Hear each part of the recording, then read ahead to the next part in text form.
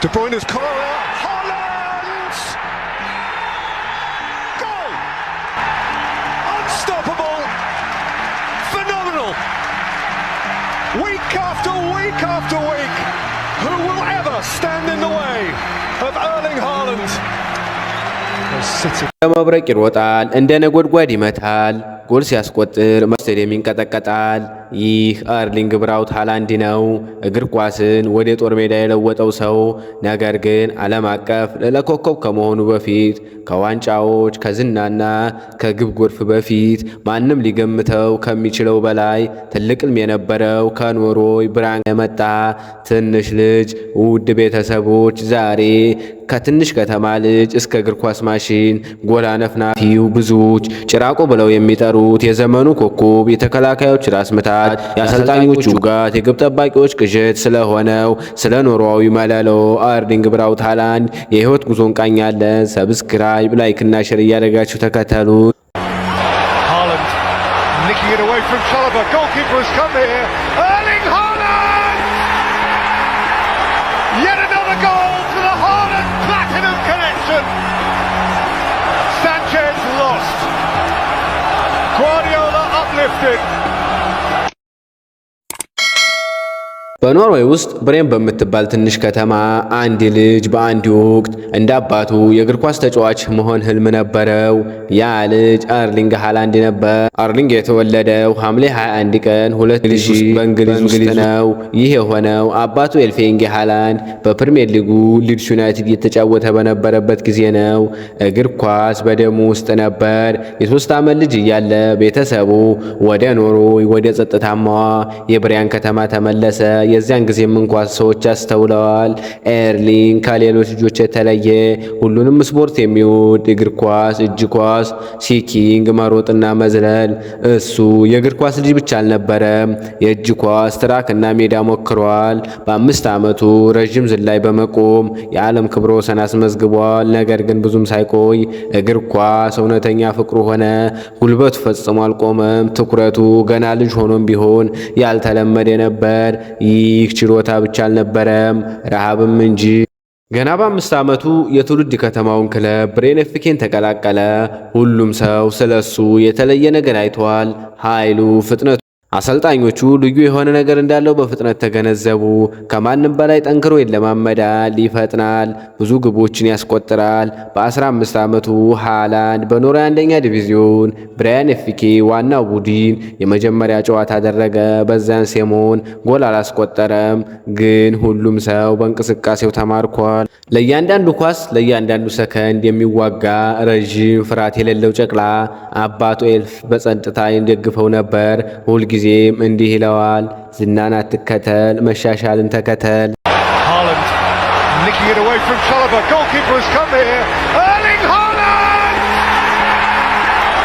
Yet another goal for the Haaland Platinum Connection. Sanchez lost. 2017 ኤርሊንግ ሃላንድ አሳዳጊውን ብራያን ኤፍኬን ለቆ በቀድሞ የማንቸስተር ዩናይትድ አጥቂ በነበረው ኦሌ ጉናር ሶልሻየር የሚሰለጥነውን ሞልዴ ኤፍኬን ተቀላቀለ። ሶልሻየር ብልጭታውን አየ፣ ግን ጥሬነቱንም እንዴት መሮጥ እንዳለበት፣ ሰውነቱን እንዴት መቆጣጠር እንዳለበት፣ ከሁሉም በላይ ደግሞ እንዴት መንቀሳቀስ፣ መጨረስ፣ በጎል ፊት ገዳይና አውሬ መሆን እንዳለበት አስተማረው። ከግፊት ተረጋጋ፣ አንድ ንክኪ፣ አንድ ዲል። ከዚያ ሁሉንም ነገር የለወጠችው ያች ምሽት መጣች። ሐምሌ 2018 ሞልዴ ከብራን በኖርዌይ ውስጥ አሉ ከሚባሉ ቡድኖች አንዱ። ሃላንድ በ21 ደቂቃ ውስጥ ብቻ 4 ግቦች አዘነበ።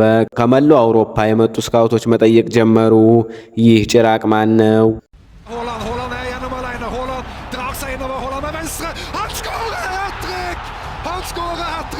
ብዙም ሳይቆይ በ2019 ለሬድ ቡል ሳልዝበርግ ፈረመ። መጀመሪያ ላይ ብዙም ሰው አላስተዋሉትም ነበር። ነገር ግን 2019-20 ሻምፒዮንስ ሊግ ሲጀምር ሁሉም ነገር ተለወጠ። የመጀመሪያ ጨዋታ ሃትሪክ፣ የሚቀጥለው ጨዋታ ሌላ ግብ።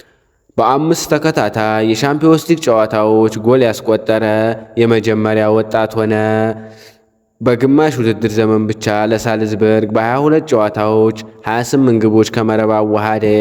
አውሮፓ እየተመለከተች ነበር። እንደ ማንቸስተር ዩናይትድ፣ ጁቬንቱስ፣ ቦሩሲያ ዶርትሙንድ ያሉ ክለቦች ሃላንድን ለማግኘት ቋመጡ። ሃላንድ ግን ቦሩሲያ ዶርትሙንድን መርጦ ሲግናል ኢዱና ፓርክ ከተመ። በጥር 2020 በቡንደስሊጋ የመጀመሪያ ጨዋታውን አደረገ። ከመቀመጫው ተነስቶ ገባ። በ23 ደቂቃ 3 ጎሎች አስቆጥሮ ሃትሪክ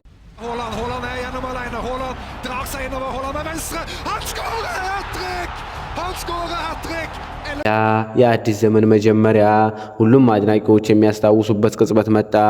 እሱ የግማሽን ሆነ። ሪከርድ ከሪከርድ በኋላ ሰበረ። በሻምፒዮንስ ሊግ በ20 ግቦችን ያስቆጠረ ታናሽ ተጫዋች ለዶርትሙንድ በ89 ጨዋታ 86 ግቦች ያስቆጠረ እንደ አውሮፓውያን አቆጣጠር በ2021 የዲኤፍቢ ፖካል የጀርመን ዋንጫ አሸናፊ ሆነ። እያንዳንዱ ጨዋታ እንደ ጦርነት ተሰማ። 22 የአውሮፓ ክለቦች ሃላንድን ማግኘት ህልም ሆኖባቸው የነበረ ቢሆንም ነገር ግን የቀድሞ የአባቱ ክለብ ማንቸስተር ሲቲ የግሉ አድርጎት ኢትሃድ ደረሰ። አንዳንዶች እዚህ አይመጥንም አሉ። ነገር ግን በግብ በሌሎች ግቦች መለሰላቸው። በመጀመሪያ የውድድር ዘመን በ2022-23 በሁሉም ውድድሮች 52 ግቦች ከመረብ አሳረፈ። በፕሪሚየር ሊግ በአንድ የውድድር ዘመን 36 ግቦች አስቆጥሮ አይነክ የሚመስለውን አዲስ ክብረ ወሰን ተቀናጀ። ሲቲ ትሪፕል እንዳሸንፍ የአንበሳውን ሚና ተወጣ።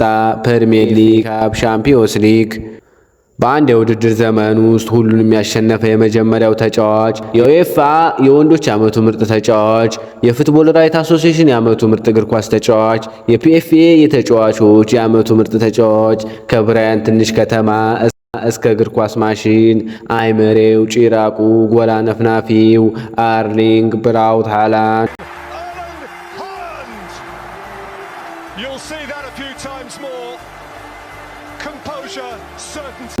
ዛሬ ኤርሊንግ ሃላንድ ከእግር ኳስ ተጫዋቾች በላይ ነው።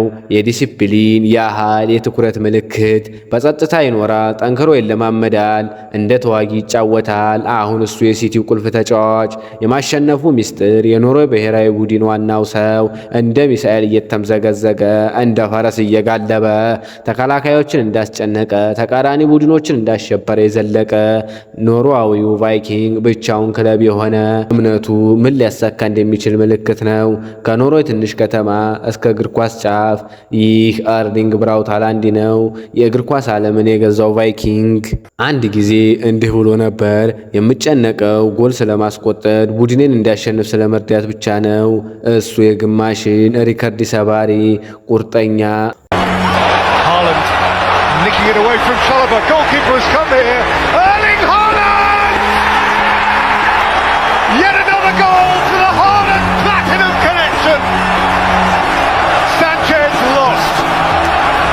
Guardiola uplifted.